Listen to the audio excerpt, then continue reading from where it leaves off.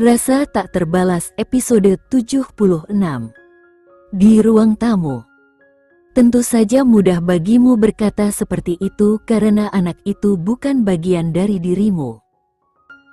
Kau tidak akan pernah bisa memahami kebahagiaan yang dirasakan seorang wanita ketika memiliki bayi, atau kesedihan yang mendalam saat kehilangannya. Mudah bagimu untuk bicara. Tapi apakah kau tahu seberapa berat semua ini bagi Ming? Kata Ibu Wulan dengan nada tegas. Menjadi orang tua itu tidak datang dengan panduan apapun. Kita harus belajar sendiri. Waktu adalah guru terbaik, lanjutnya. Julian menunduk, suaranya melemah. Aku tidak bisa kehilangan Jenny. Ibu Wulan menatapnya tajam. Dan kau pikir dia akan memaafkanmu jika kau memaksanya menggugurkan anak itu? Tidak, Julian.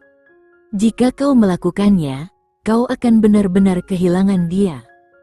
Dia akan membencimu seumur hidupnya, menyalahkanmu karena mengambil anak pertamanya darinya.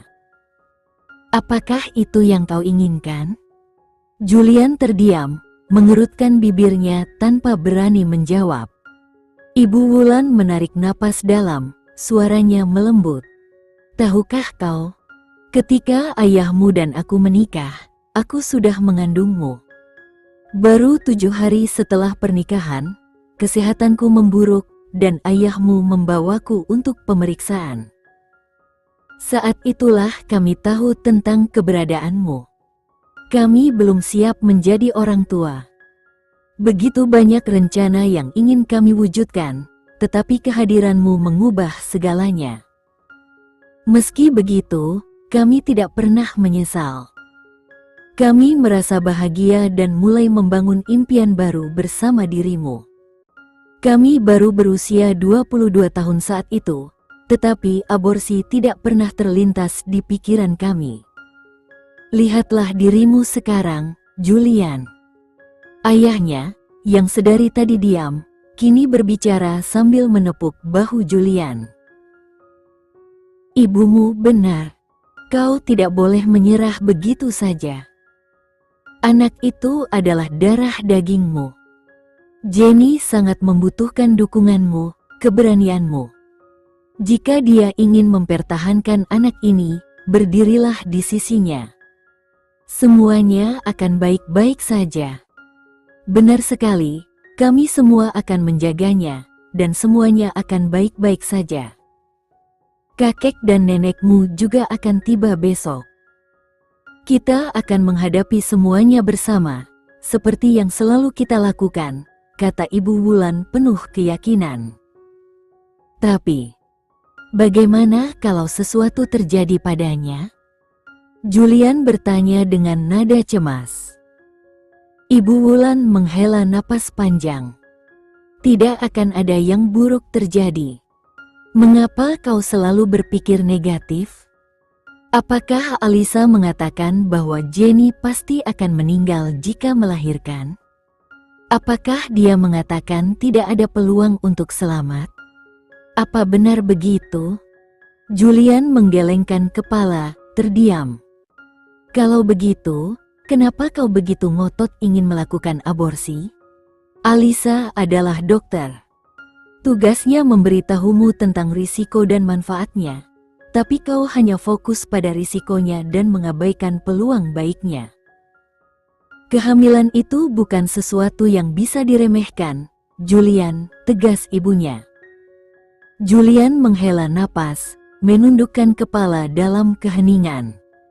Kau akan kehilangan Jenny jika terus bersikeras seperti ini dan menyerah pada anakmu, lanjut ibunya dengan nada penuh peringatan.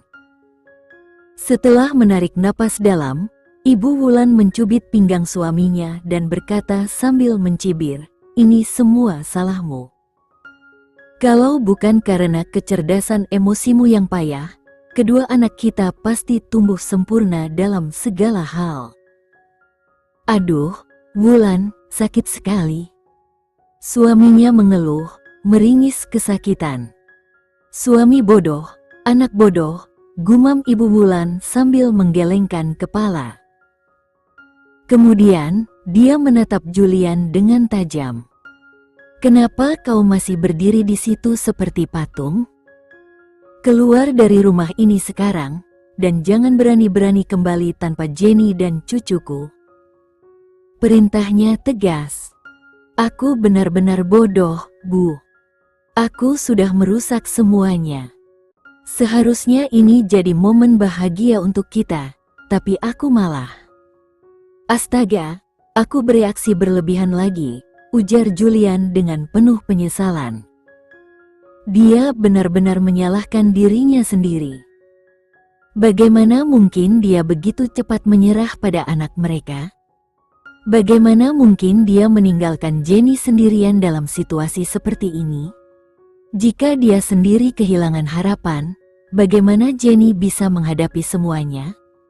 Anak itu adalah bagian dari hidupnya juga, bukan hanya tanggung jawab Jenny untuk melindunginya. Tugasnya adalah melindungi mereka berdua, istrinya dan anak mereka. Laki-laki di keluarga ini memang tak ada gunanya. Selalu butuh orang lain untuk menyadarkan mereka, sindir Ibu Wulan. Setelah menarik napas panjang, Julian tiba-tiba melangkah cepat menuju pintu. Kau mau kemana? Tanya Ibu Wulan, heran. Aku akan membawa kembali istriku dan calon putriku, jawab Julian dengan penuh tekad sebelum bergegas pergi. Setelah Julian keluar, ayah Andrian memeluk istrinya sambil tersenyum kecil. Dia juga menginginkan anak perempuan, seperti aku dulu menginginkannya, katanya. Ibu Wulan tersenyum lembut. Bagiku, apapun tak masalah, selama keluarga kita bahagia. Suaminya mendekat, suaranya sedikit menggoda. Jadi, haruskah kita melanjutkan apa yang tadi kita bicarakan sebelumnya? Sambil menepis tangannya dengan geli, Ibu Wulan menjawab, hati-hati dengan ucapanmu, Andrian. Kau akan segera menjadi kakek, tahu. Suaminya menghela napas, berpura-pura kecewa. Aku bahkan sudah menyiapkan makan malam romantis dengan cahaya lilin untukmu, tapi sekarang kau malah menyebutku tua. Jahat sekali. Ibu Wulan tertawa kecil. Julian memang persis sepertimu. Impulsif dan naif dalam urusan hati. Baiklah, kalau begitu mari kita istirahat. Kau pasti lelah, ujar suaminya, menawarkan. Ibu Wulan menggeleng pelan. Perjalanan ini hanya 45 menit, jadi aku tidak lelah. Lagi pula, aku harus mulai mempersiapkan tonik untuk Jenny. Oh, dan Andrian, aku ingin kita menanam sayuran organik di kebun. Itu akan membantu memperkuat tubuh Jenny. Ah, aku akan segera menjadi seorang nenek.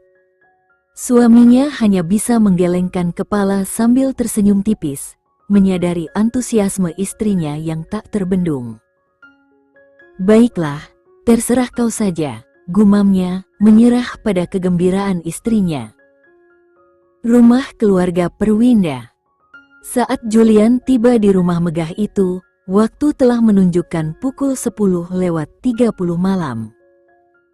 Jen ada di kamarnya, ujar mertuanya, yang duduk di ruang tamu dengan dokumen-dokumen berserakan di meja di depannya. Ayah, aku. Julian mencoba menjelaskan. Namun, mertuanya tersenyum bijak. Kamu tidak perlu menjelaskan apapun kepadaku, Julian. Aku mengerti perasaanmu, dan aku senang melihat betapa pedulinya kamu pada putriku. Pergilah, temui Jenny, dan bicaralah dengannya. Julian mengangguk penuh rasa syukur, kemudian berjalan menuju kamar Jenny. Saat Julian membuka pintu, ia mendapati Jenny berdiri di dekat jendela, memandang keluar dengan kedua tangannya terlipat di depan dada. Tanpa berkata-kata, Julian mengambil selimut dari tempat tidur, melingkarkannya dengan lembut di tubuh Ming, lalu berkata, "Kamu seharusnya memakai pakaian yang lebih hangat." "Kenapa tidak tidur?" "Saya tidak merasa mengantuk," jawab Jenny lirih. Julian mendekat, memiringkan kepalanya sedikit sambil tersenyum kecil. "Tidak bisa tidur tanpaku?" tanyanya lembut. Jenny perlahan menganggukkan kepala, matanya tak berani menatap Julian. Sambil memeluk Jenny erat, Julian meletakkan kepalanya di bahu wanita itu dan berbicara dengan suara lembut namun penuh emosi. "Jenny, tahukah kau bahwa kau egois? Kau hanya memikirkan dirimu sendiri dan bayi kita. Tapi, siapa yang akan memikirkan aku? Sangat mudah bagimu berkata bahwa kau tidak peduli jika sesuatu terjadi padamu. Tapi, pernahkah kau berpikir, apa yang akan terjadi padaku jika aku kehilanganmu? Apakah kau pikir aku bisa bertahan hidup tanpamu?" Dia terdiam sejenak sebelum melanjutkan, "Aku tahu aku salah karena membuat keputusan besar sendirian. Tetapi itu satu-satunya hal yang bisa kupikirkan saat itu. Sejujurnya, kehilangan bayi bukanlah hal yang paling menakutkan bagiku. Kita selalu bisa mencoba lagi di masa depan, atau bahkan mempertimbangkan pilihan lain. Tapi kehilanganmu, aku tidak akan sanggup. Kau adalah hidupku, kekuatanku, kelemahanku, segala-galanya bagiku. Aku bahkan tidak bisa membayangkan dunia ini tanpamu." Mendengar itu, Jenny perlahan berbalik dan membenamkan wajahnya di dada Julian. Air mata mulai mengalir tanpa henti. Sambil mengusap punggungnya dengan lembut, Julian berkata, "Aku tahu kau ingin memiliki bayi ini. Aku juga menginginkannya, tapi aku tidak sanggup jika itu berarti mempertaruhkan nyawamu. Aku lebih baik menghabiskan hidup tanpanya daripada hidup tanpamu. Aku minta maaf. Aku tidak pernah bermaksud menyakitimu," isak Jenny dengan suara pelan. Julian tertawa kecil, mencoba meringankan suasana. "Bodoh, ini bukan salahmu. Kita berdua hanya bertindak terlalu impulsif." Jenny mengangkat kepalanya perlahan dan berkata dengan penuh tekad, "Aku akan melakukan apapun yang kau katakan." Julian menyeka air matanya dengan lembut, lalu menatapnya penuh cinta. "Mari kita coba bersama. Jangan menyerah begitu saja. Aku akan selalu ada di sisimu, dan aku yakin kita bisa melewati ini bersama-sama." "Benarkah?" tanya Jenny, matanya penuh harapan. Julian tersenyum, lalu mencium ujung hidungnya dengan manis. "Tentu saja. Tapi dengan satu syarat, kau harus makan semua yang kuberikan untukmu tanpa protes." Jenny memeluk Julian erat, air mata membasahi pipinya. "Maafkan aku, Julian. Aku benar-benar tidak menyadari bahwa ini juga sangat berat bagimu.